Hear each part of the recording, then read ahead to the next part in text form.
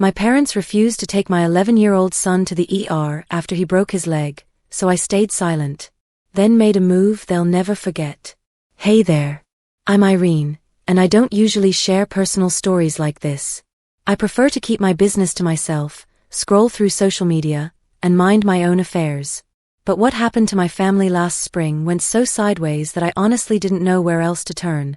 I'm 36, single mom, and I work as a risk assessment consultant for a major shipping corporation. Think high-security cargo routes and threat analysis, not your average desk job. The pay is excellent, but I travel constantly. I have to plan everything weeks in advance because there's no room for error in my line of work.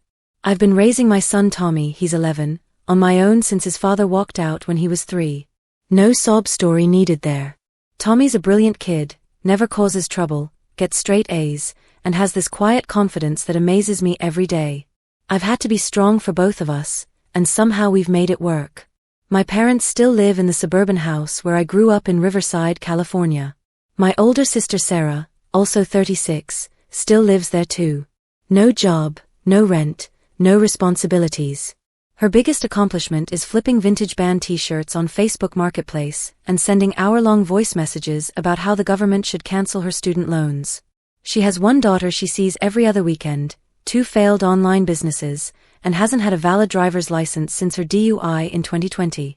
Yet my parents treat her like she's recovering from some great tragedy. When I was 19, I worked double shifts at Target and still paid mom and dad $450 a month for rent. Sarah? She eats their groceries, drives their Honda Civic, and claims emotional exhaustion whenever employment comes up. My parents have spent the last decade explaining to everyone that Sarah is just finding herself and going through a rough patch. Translation: I work hard, so I get treated like the responsible one who can handle anything. She freeloads, so she gets babied and protected. 3 months ago, my parents planned a spring break trip to Yellowstone. Camping, hiking, one of those family bonding experiences. It was going to be them, Sarah, Sarah's daughter Emma, and Tommy. Perfect timing. I had a crucial client meeting in Chicago that same week, and bringing Tommy to corporate security briefings wasn't exactly an option. When they offered to take Tommy along, I was relieved. 3 days before departure, Mom called with that familiar tone I've learned to dread. Irene, honey, we're finalizing the campsite reservations. Sarah's a little short on cash right now. Could you cover her portion? No explanation, no apology, just the usual assumption that I'd clean up Sarah's mess. I said no.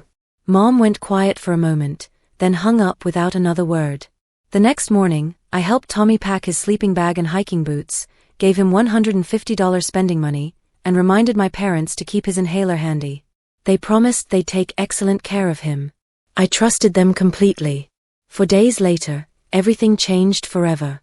I was in downtown Chicago, wrapping up a security assessment for a defense contractor, when my phone buzzed with an unknown Montana number. The caller ID showed Yellowstone Lodge Guest Services. Ms. Harrison? This is Janet from the front desk at Canyon Lodge. I'm calling about your son, Tommy Harrison. He's listed as a guest in your family's reservation. My blood went cold. Is he okay? What happened? Well, that's why I'm calling. Tommy came to the front desk about an hour ago asking for ice and Tylenol. He could barely walk, and his left leg appeared to be badly swollen. When we asked where his family was, he said they were at the gift shop and that he didn't want to bother them. Ma'am, we're concerned. Is he hurt? How bad is it? He's clearly in significant pain. We offered to call a parent or guardian, but he insisted he was fine and just needed to rest. However, our security cameras caught him earlier limping through the lobby alone, using the wall for support. His shoe was off one foot, and he had a sweatshirt tied around his leg like a makeshift brace. My hands started shaking. Where is he now?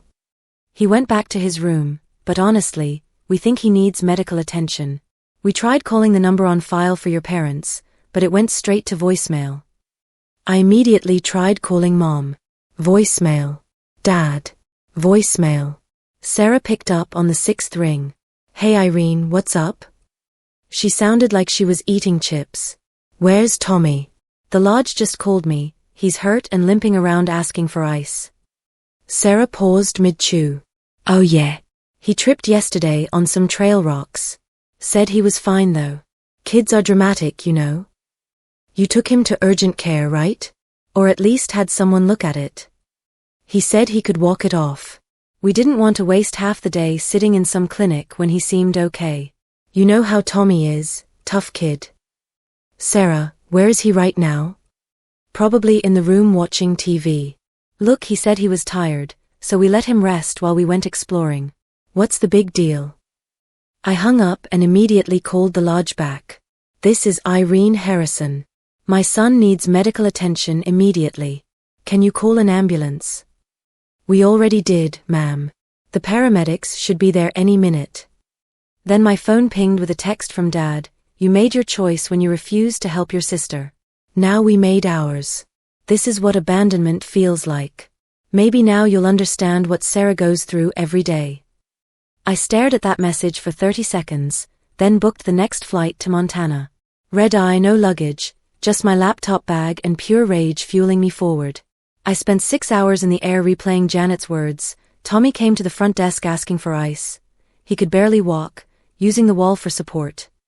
By the time I landed in Bozeman and drove to the hospital, I learned the truth. Clean fracture through his lower leg. The doctor said if Tommy had received treatment within the first few hours, it would have been a simple cast. But walking on it for over 24 hours? Now he needed surgery and metal pins. I signed the surgical consent forms with hands that wouldn't stop trembling. 2 hours later, Tommy was wheeled out of surgery, groggy from anesthesia but smiling when he saw me. Mom, I didn't think you were coming until next week. Tommy baby, why didn't you tell them how much it hurt?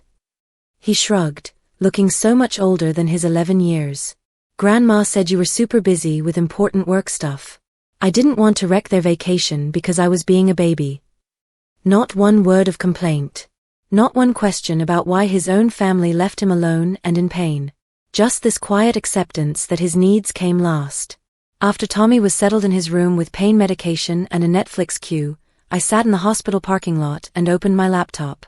It was time to make some calls.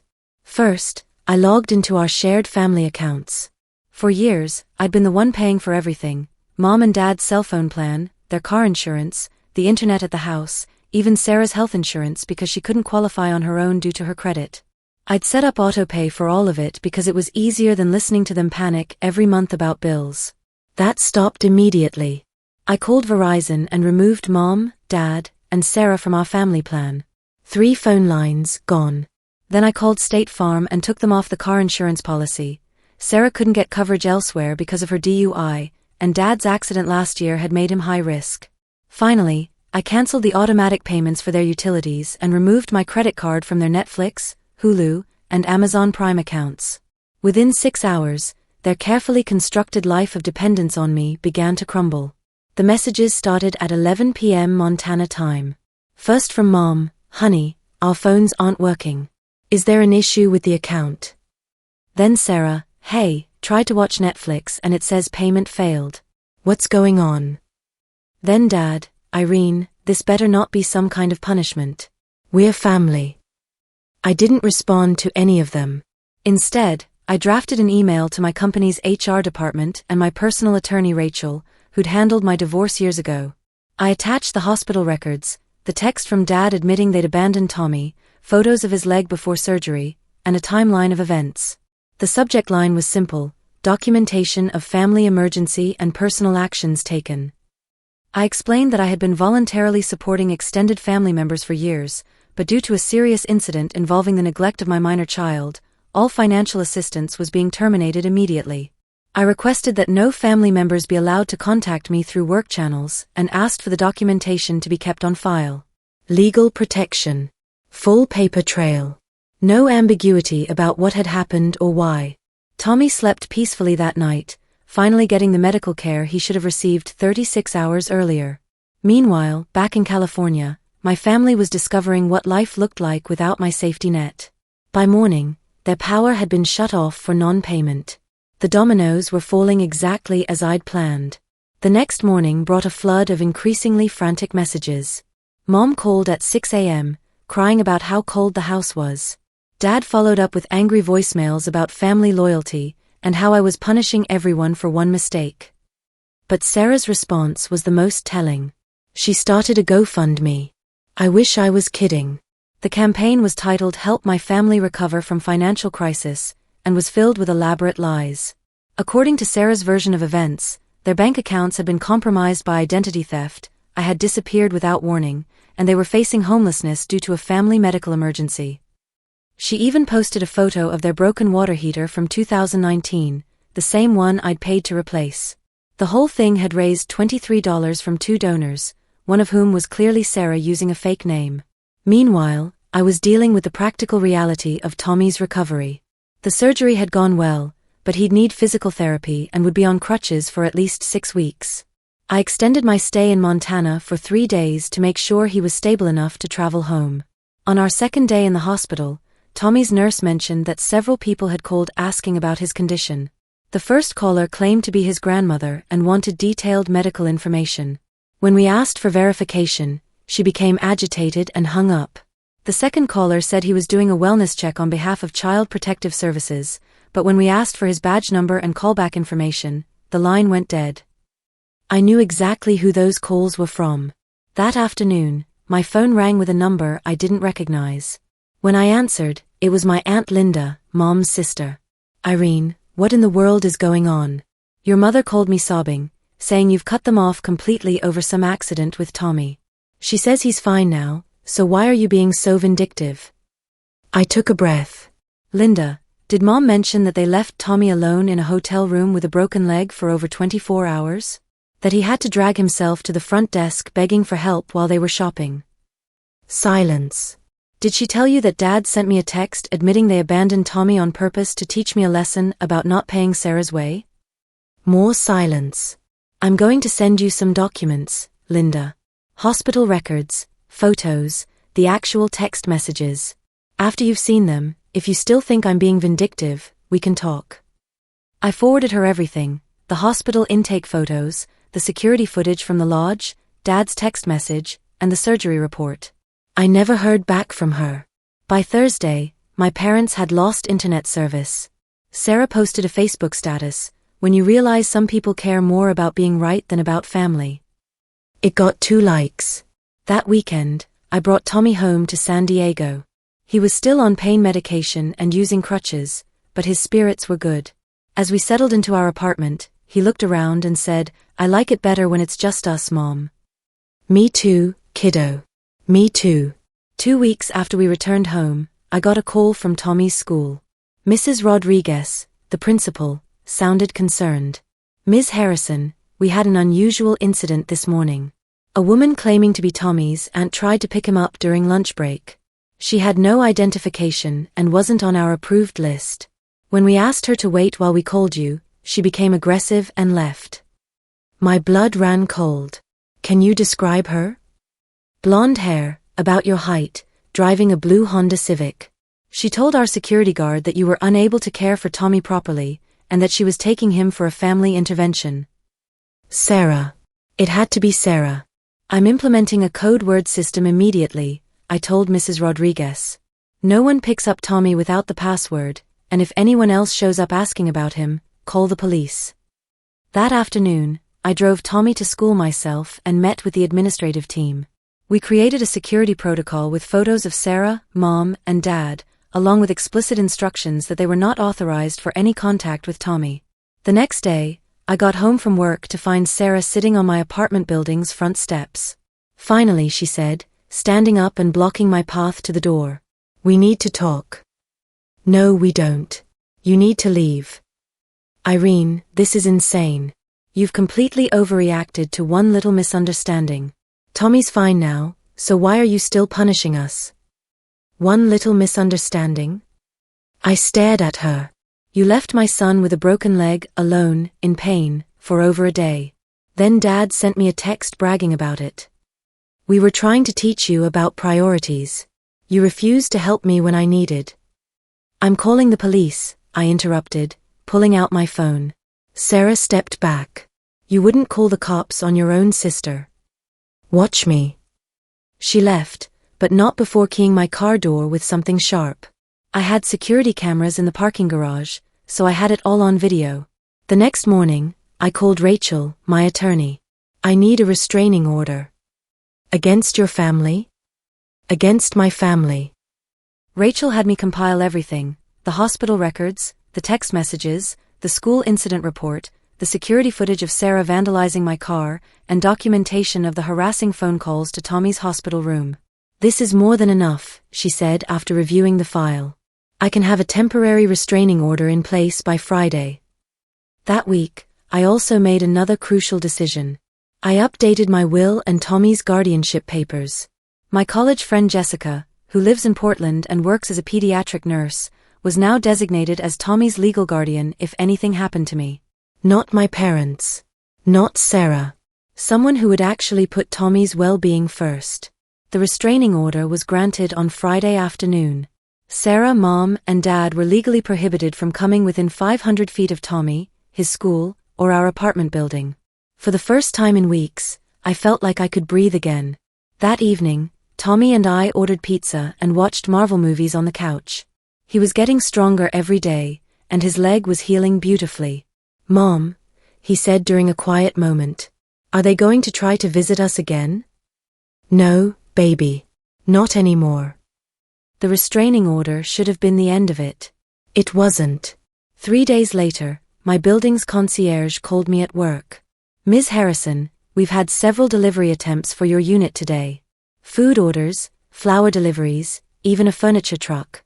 The delivery drivers all say someone called claiming to be you, but the credit cards keep getting declined.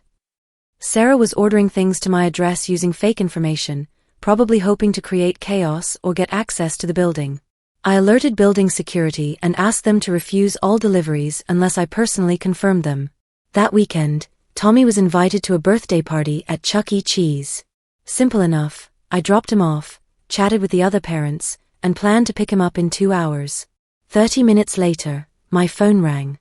It was Jessica, the party host mom. Irene, there's a woman here claiming to be Tommy's grandmother.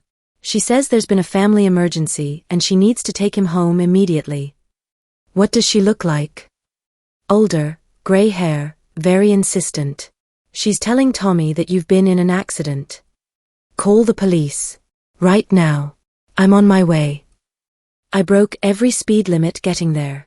When I arrived, Mom was in the parking lot arguing with a security guard while Tommy stood behind Jessica, looking confused and scared. Grandma says you're hurt, he said when he saw me. I'm fine, baby. Grandma was confused. The police arrived and spoke with Mom privately. Since she hadn't technically violated the restraining order, Chuck E. Cheese wasn't a protected location, they couldn't arrest her, but they issued a formal warning and escorted her off the property. That night, Tommy asked me directly, Mom, why don't Grandma and Grandpa and Aunt Sarah want me to live with you anymore? I sat down next to him on his bed. Tommy, sometimes adults make really bad choices when they're angry. They left you hurt and alone because they were mad at me, and that's not something I can forgive. My job is to keep you safe, and I can't do that if they're around. He nodded solemnly. I don't want to see them anymore either. The next Monday, I got a call from my HR department. Irene, we've received several concerning phone calls over the past week. Someone claiming to be your sister has been telling people that you're having a mental health crisis and shouldn't be working with sensitive materials. Sarah was trying to get me fired. Trying to destroy my career because I wouldn't enable her anymore. I have documentation about ongoing family harassment, I told HR. This is part of a pattern of retaliation. I forwarded them the restraining order and police reports. HR opened a formal file and flagged my employment record to prevent any future interference from unauthorized family members. 2 days later, I received a certified letter. Mom and Dad were suing me for grandparent visitation rights and claiming I was engaging in parental alienation. Rachel looked over the lawsuit and laughed. This is frivolous. They abandoned him, you have medical records proving neglect, and there's a restraining order in place. No judge will take this seriously. She was right. The case was dismissed within a month. But the message was clear, they would never stop trying to control and manipulate us. 6 months have passed since that nightmare in Montana. Tommy's leg has healed completely, he doesn't even have a limp. He joined the robotics club at school and made the honor roll again. Most importantly, he's happy. The restraining order remains in place for another year and a half. My parents and Sarah haven't attempted any direct contact since the Chuck E. Cheese incident, but I still get occasional reports from mutual acquaintances about their ongoing drama. According to my cousin Mark, who stayed neutral throughout this whole mess, Mom and Dad had to sell their house. Without my financial support covering their bills, they couldn't afford the mortgage payments. They moved into a small apartment across town. Sarah found a job at a local retail store. Apparently, the threat of actual homelessness was enough motivation to finally get employed. The most telling detail? Sarah started her own family phone plan and pays her own bills now. Funny how quickly someone can become self-sufficient when their safety net disappears. Last month, I got a text from an unknown number. I know I messed up. Can we try again? S. I blocked the number without responding. Tommy and I have built a beautiful life together. We take weekend trips to the beach, work on robotics projects at the kitchen table, and have movie nights with homemade popcorn. He started talking about wanting to study engineering in college, and I've already begun saving for his education. Jessica visits from Portland every few months, and Tommy adores her. He calls her Aunt Jess, and lights up whenever she walks through the door. She brings him books about robotics and always remembers to ask about his latest projects. That's what real family looks like. People who show up consistently, who prioritize a child's well-being, who can be trusted. A few weeks ago, Tommy came home from school with a permission slip for a class camping trip. For a moment, my heart stopped. But then he looked at me with complete confidence and said, "You'll come as a chaperone, right, Mom? I don't want to go anywhere without you." "Of course, baby. We stick together." He smiled and hugged me tight. "Good. I like it better that way." People sometimes ask me if I regret cutting off my family so completely. If I feel guilty about the financial hardship they faced. If I think Tommy misses having grandparents. Here's what I tell them: I don't regret protecting my child. I don't feel guilty about refusing to enable people who would harm him to prove a point. And Tommy doesn't miss having grandparents. He misses the idea of grandparents who would actually love and protect him. The people who left an injured child alone in a hotel room for over 24 hours aren't family. They're strangers who happen to share my DNA. Real family doesn't abandon children to teach lessons. Real family doesn't try to destroy your career when you set boundaries. Real family doesn't sue for access to a child they've already proven they can't be trusted to protect. Tommy and I are family. Jessica is family. Rachel, my attorney who fought for us, is family. Everyone else? They made their choice in Montana. And I made mine.